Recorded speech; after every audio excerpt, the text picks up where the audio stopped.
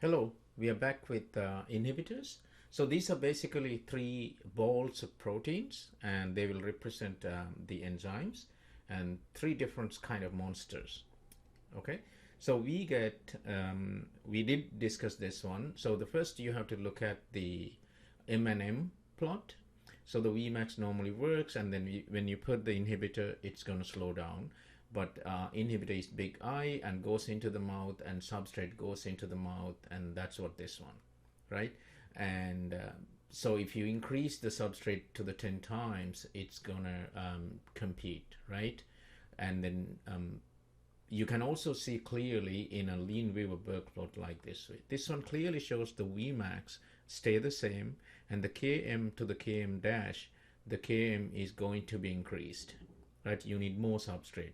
That's why you can beat it with adding more substrate, right? So that's a good example to understand inhibitors and the focus on the Vmax and the Km. Right now, we're going to do side-by-side comparison for all three inhibitors. In this case, I'm going to exclusively use only LB plots, because LB plots will give you a good comparison between the three.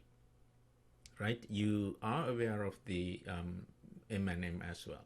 So again, so let's get started with little diagram, the cartoon for each enzyme. So let's put a sort of reasonable shape of mouth. So because substrate and the inhibitor binds into this because of the shape, right, and structure. So yes, they both analogs. 10 times you put the substrate, you can beat the inhibitor. So that's the idea of competitive. We talked about that, and you have seen the graphs, right? Now let's look at the other two side by side with this one. Now in the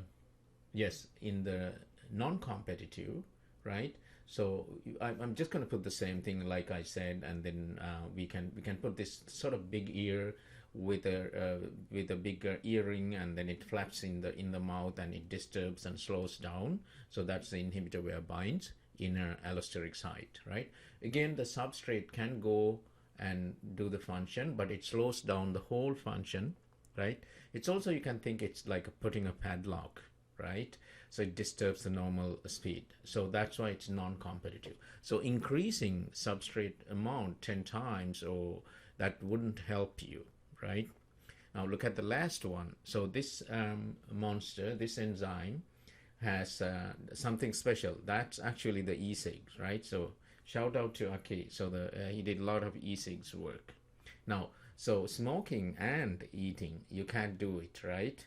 So that's why it's binding into the same catalytic site, blocking the path, blocking the door. That's why it's uncompetitive, right?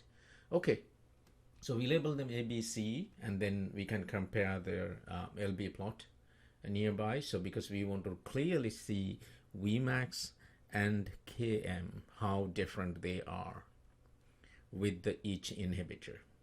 Okay, so let's get the graph. So right, the y is 1 over V naught, and x is 1 over substrate concentration. And so let's put the first one. So always like I said, the green line is the only the enzyme functionality.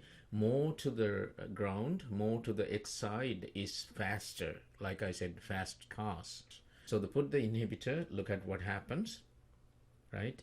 So it goes towards the y-axis because it slows down, because all these are reciprocal, right? Look at this one. Uncompetitive has kind of a letter U there, right? And this one you can make it a N here. So if you put just underline the non-comp, it will make a little N. So that you will remember hopefully non-competitive, right? And then in the competitive one, so you kind of know the logic because you start with the competitive, right? So let's compare the Km and the Vmax for each. So the LB shows the Km actually increases because it's reciprocal, and there no change on the Vmax. Here, the Km is not changing; it's pinned into one place, and the Km, so Vmax actually slow down. Now the last one, everything is slowed down, right? Everything is changed. That's the difference in the uncompetitive. So it's a good way to memorize this graph with the remarks for Km and Vmax and the monsters sort of drawings. Yes, so now, so we can move into the what's next we have.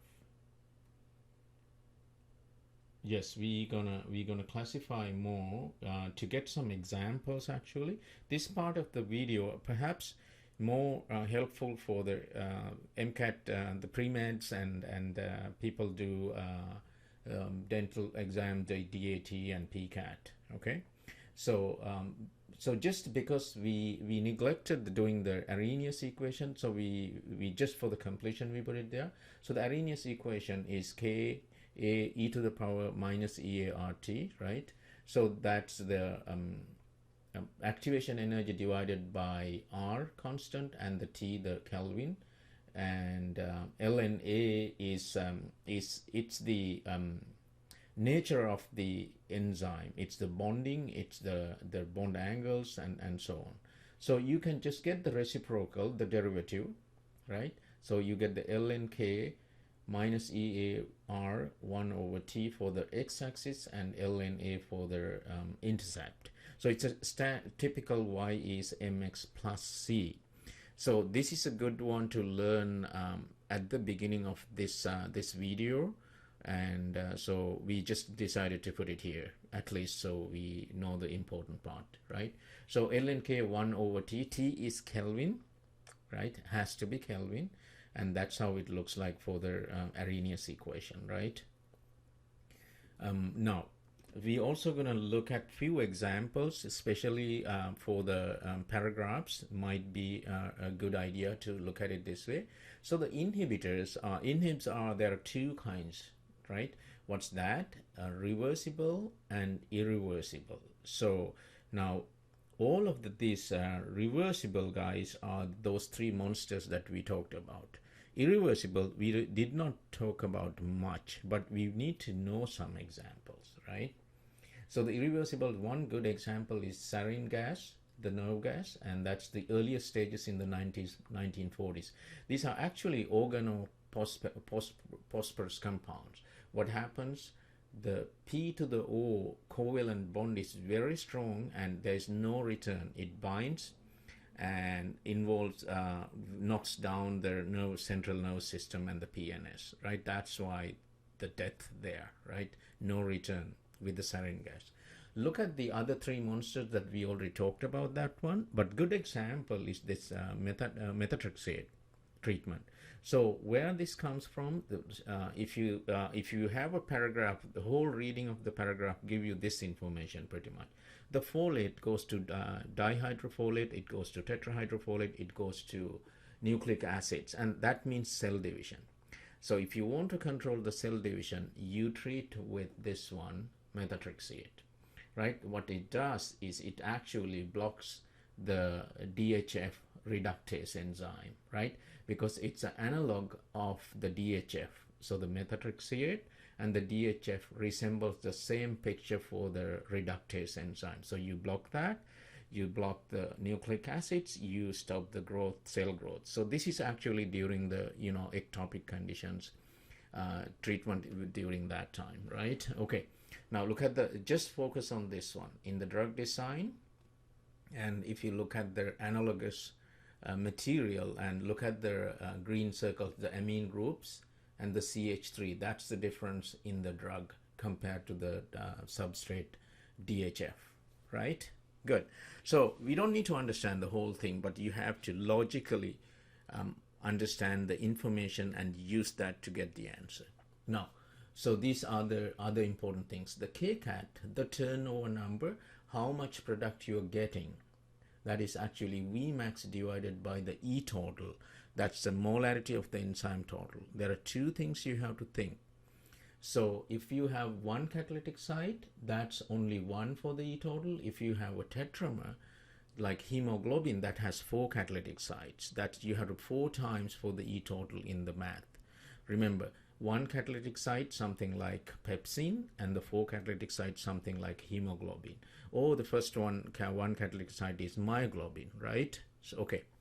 Now, the catalytic efficiency, we always care about the product, how much we can get, right? So the kcat divided by the km. Now, this one going to give you a good picture. Look at that one. Smaller the km, better the deal, right? So smaller the km, you get more bigger number. That's the efficiency. That means that's how you look at it, the km, right? So the other thing is this binding affinity of the substrate to the enzyme. You should think enzyme is a big bulky iron thing, and substrate is a small magnet piece, right? So it will bind faster if the km is smaller, right? So that's about the efficiency. And so the other thing, yeah, these are just for the terminology. Pro-Apollo. So remember this way. So because, you know, we landed on the moon 1960 something, right? And what's the important thing here is you can remember pro-Apollo. So it was successful moon landing, right? So the pro is inactive protein, and apo is the coenzyme. So that's minus of the coenzyme, but the protein is there, and the active whole thing is the hollow, right? So in the first one only the protein bulk, and the second one missing coenzyme, the third one everything is there. So that's the pro-Apollo, right? Now this is really important for you folks. Hill coefficient. So that's the cooperative action, right? The cooperativity we look at this way. First thing, get something like chymotrypsin, pepsin, something like that. One catalytic site, normally no cooperativity. So it's the M and M looks like that if you think, right? Now this one is actually 1. Hill coefficient is 1, so no cooperativity, no co-op work. Okay, now look at this one. That's the sigmoidal S1. That's for the hemoglobin, right? So that one will show you perfect cooperativity, right? So that's what the important thing. It's larger than 1, right? Perfect coop.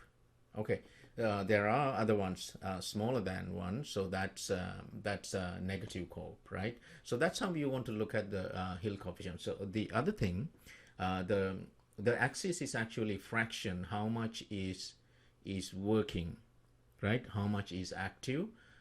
That's what the x-axis there. Now the other few terms, Kd is a dissociation, or I call the disassociation constant, and the Ka is the affinity association constant, and those all are fraction you're talking about. Just think about the Ka and the Kb and things like that, right? So that'll give you the idea. That's easier to think that way. Kd, Ka, constant of acid, constant of base, and so on, right? Like I said, all these cases you're looking at fraction of the activity, right? Is it 50%? Is it 100%? Is it 20%? Okay, so yes, Miss Sandhu put her elegant work there too. Let's look at this one. So this one, the competitive one, the first one, if you put a pencil along the axis, you hold the pencil on the y-axis, crossing the y-axis, and you push up the pencil, and it'll show you basically the Km is changing, Vmax is not. So that's the competitive. So it's a way to look at the cartoon. So these guys want to put this cartoon, which is it's a good thing. Some of you learn with this type of cartoons, right? So look at the non-competitive one, the Km. You hold the pencil on the y-axis, and you push up. The pencil moves up and down. That means Vmax is lowering or changing, but the Km stay the same in the box. In the box, what is stay the same, right? So that's the non-competitive one.